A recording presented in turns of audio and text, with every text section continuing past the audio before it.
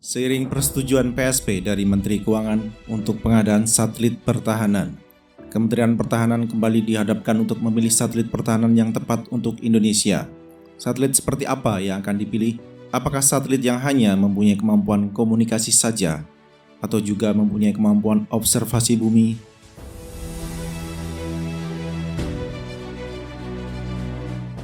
Airbus Defence and Space baru saja merayakan keberhasilan misi tanpa awak Artemis 1 milik NASA. Artemis 1 adalah misi menguji Orion spacecraft selama 4 minggu, tepatnya 25 hari, 11 jam dan 30 menit dalam penerbangan dari bumi ke bulan sebelum kembali lagi ke bumi dan mendarat di Samudra Pasifik di dekat Baja, California. Misi uji coba tersebut merupakan bagian dari upaya Amerika Serikat untuk mengirim manusia kembali ke bulan pada tahun 2024. Dalam misi Artemis 1, Airbus Defence and Space membangun European Service Module atau ESM berdasarkan kontrak dari European Space Agency.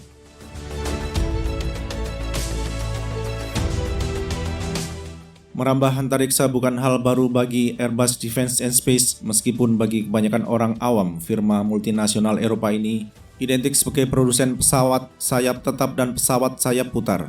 Walaupun Airbus SAS bersaing dengan Boeing Commercial Airplanes di pasar pesawat komersial, akan tetapi dalam misi Artemis 1, Airbus Defence and Space dan Boeing Defence, Space and Security secara tidak langsung melakukan kolaborasi. ESM dapat terbang ke luar angkasa berkat Rocket Space Launch System buatan Boeing Defence, Space and Security. Airbus Defence and Space sendiri telah berbisnis antariksa sejak 1986 yang ditandai dengan peluncuran satelit observasi bumi.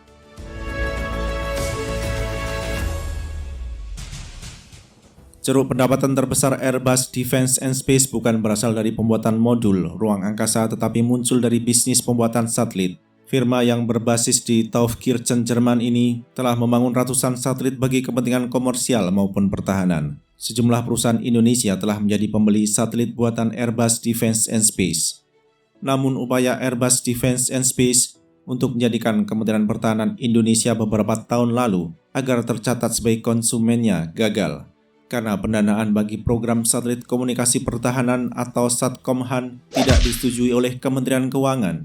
Bahkan Satkomhan kini telah menjadi kasus hukum yang diusut oleh Kejaksaan Agung. Walaupun Airbus Defence and Space tidak menjadi pihak yang terlibat atau terkena implikasi investigasi tersebut. 1. Laksamana Muda Purnawirawan AP. Beliau ini adalah mantan Direktur Jenderal Kekuatan Pertahanan Kementerian Pertahanan. Seiring keinginan Kementerian Pertahanan untuk mempunyai satelit yang dioperasikan bagi kepentingan pertahanan, sekarang peluang bisnis Airbus Defence and Space untuk memasuki pasar pertahanan Indonesia kembali terbuka. Belum lama ini Menteri Keuangan telah berbaik hati merestui pembiayaan program satelit pertahanan yang diajukan oleh Kementerian Pertahanan dan Kementerian Perencanaan Pembangunan Nasional atau Bappenas. Program satelit pertahanan adalah salah satu kegiatan yang mendapatkan penetapan sumber pembiayaan atau PSP dari Menteri Keuangan di awal bulan Desember 2022. Airbus Defence and Space mengutip dari sejumlah sumber akan menawarkan satelit yang multi-channel kepada Kementerian Pertahanan, artinya menyediakan K-band, Q-band, C-band, S-band, L-band dan mungkin juga X-band.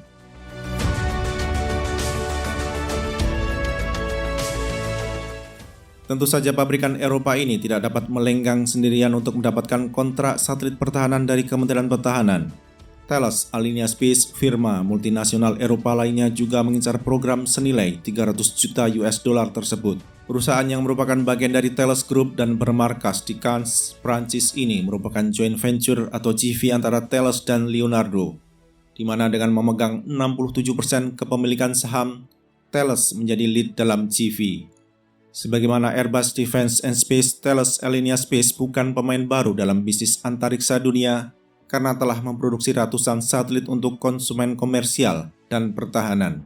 Persaingan antara Thales Alenia Space dan Airbus Defence and Space bukan merupakan hal baru, sebab kedua perusahaan multinasional itu telah berulang kali berhadapan dalam tender satelit di berbagai negara.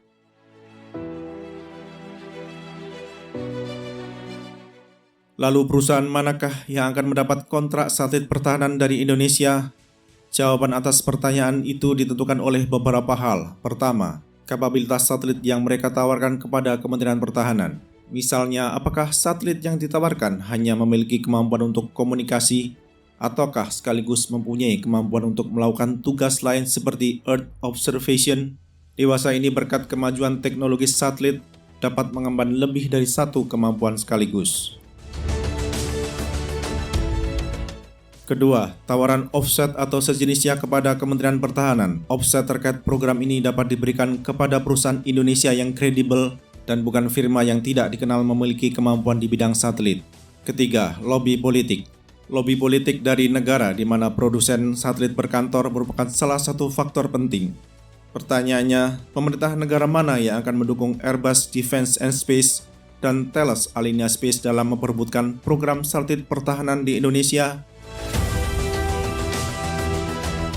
Meskipun lokasi kantor pusat Airbus Defence and Space berada di Jerman, namun induknya, yaitu Airbus SE memiliki kantor di Toulouse, Prancis. Sedangkan Thales Alenia Space mempunyai kantor pusat di Cannes, suatu kota di Prancis yang identik dengan festival film.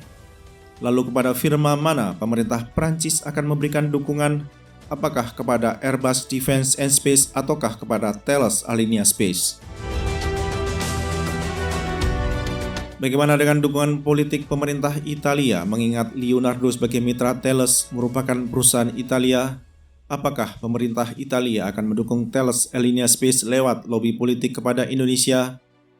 Kita nantikan saja perkembangan ke depan mengenai rencana pengadaan satelit pertahanan. Nah, sobat semua, berikan pendapat Anda di kolom komentar.